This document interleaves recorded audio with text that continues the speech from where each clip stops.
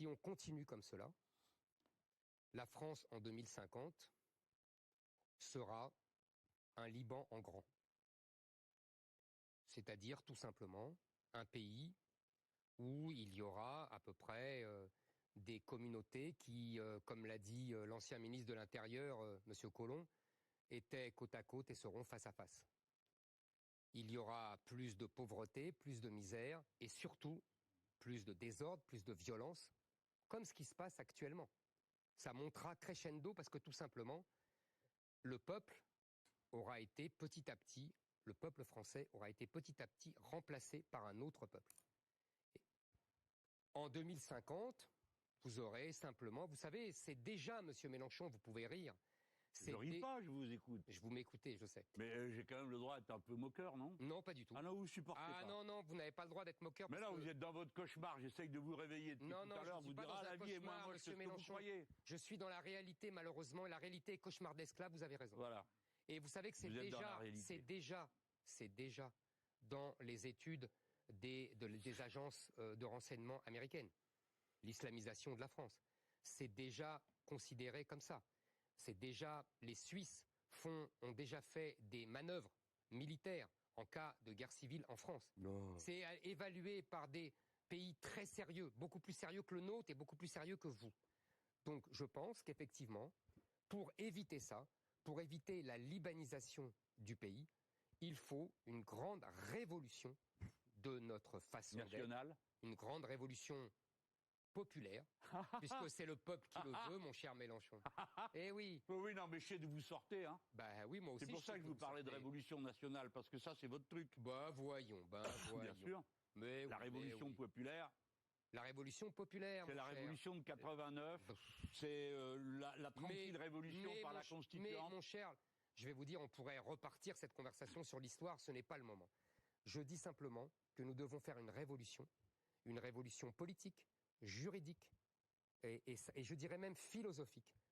Nous devons abandonner les principes qui nous ont déconstruits et détruits depuis 40 ans.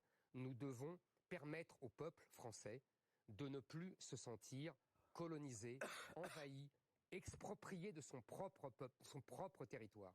C'est ça notre sort et c'est ça l'enjeu de la présidentielle de 2022, car en 2027, je vois déjà des politiciens qui font des calculs sur 2027, mais il sera beaucoup trop tard.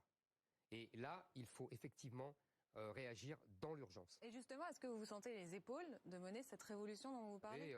J'ai en tout cas les épaules pour l'annoncer depuis 20 ans. Et je pense que, contrairement à M. Mélenchon, moi, je ne me suis pas contredit. Et je ne me suis pas aperçu que j'avais eu tort. C'est une chose de l'annoncer, c'est autre chose de la porter, Éric Zemmour. Oui, je suis borné. C'est la définition du gars borné. Celui qui ne change pas d'avis, qui n'examine pas la réalité, ça ne l'intéresse pas. Mais c'est le contraire, monsieur Mélenchon. C'est le contraire. Quand la réalité donne raison, pardonnez-moi d'être borné. Non. Oui, je suis borné dans la vérité. Non, voilà. Monsieur Zemmour est la vérité. Mais comment vous accueillez, monsieur Mélenchon, ne vous en Jean-Luc Mélenchon. Et vous êtes le mensonge, monsieur Mélenchon. Le melon, ça va? Mais oui. Jean-Luc Mélenchon, comment vous accueillez? Un peu de modestie quand on réfléchit. Vous êtes tout le temps en train de faire des citations comme un singe savant. Vous sautez d'une citation à l'autre sur les branches. Hein? Vous devriez en acquérir l'esprit. L'esprit français, c'est le doute méthodique. Absolument. Vous savez, c'est dans Descartes. Alors, vous êtes sûr d'une chose, vous y réfléchissez. En grec, c'était époké, suspension du jugement. Souvent, devant ce que l'on a cru absolument vrai, il faut savoir suspendre le jugement et revoir ses comment accueillez-vous la description que vient de faire Éric Zemmour de sa France en 2050 ? Bon, d'abord, commençons par dire que le défi est absolument immense. Si on ne fait rien, alors c'est vrai qu'il y a des gens qui pensent que 2022... on saute, on verra en 2000. Alors ils sont là, quelques-uns sont même candidats juste pour prendre une option sur le coup suivant. Ça, c'est les politiciens. La vérité est la suivante. Vous me parlez de 2050. Bien. Par rapport au défi numéro 1 que nous avons. C'est comme ça, dans l'ordre des choses qui peuvent nous mettre en péril commun. C'est qu'en 2050, si on ne fait rien, si on fait quelque chose, il faut commencer maintenant, parce qu'après c'est trop tard. La Camargue, le Marais Poitevin, Dunkerque et Bordeaux seront sous l'eau. Si on ne fait rien, si on fait quelque chose, non, les choses peuvent se passer différemment. 1 million de Français seront inondés chaque année. vous aurez 4 mois de sécheresse par an, vous aurez des pics de température à 55 degrés. Et la question fondamentale du cycle de l'eau, c'est-à-dire l'accès à une eau potable, va être compromis un peu partout dans le pays, comme c'est déjà le cas dans un certain nombre des départements et territoires d'outre-mer, comme Mayotte, comme la Guadeloupe et comme la Réunion, qui sont en quelque sorte des avant-gardes de ce que nous pouvons craindre. Maintenant, que va-t-il se passer? Naturellement que nous allons être soumis à des chocs. Le premier choc sera social. Parce que la pression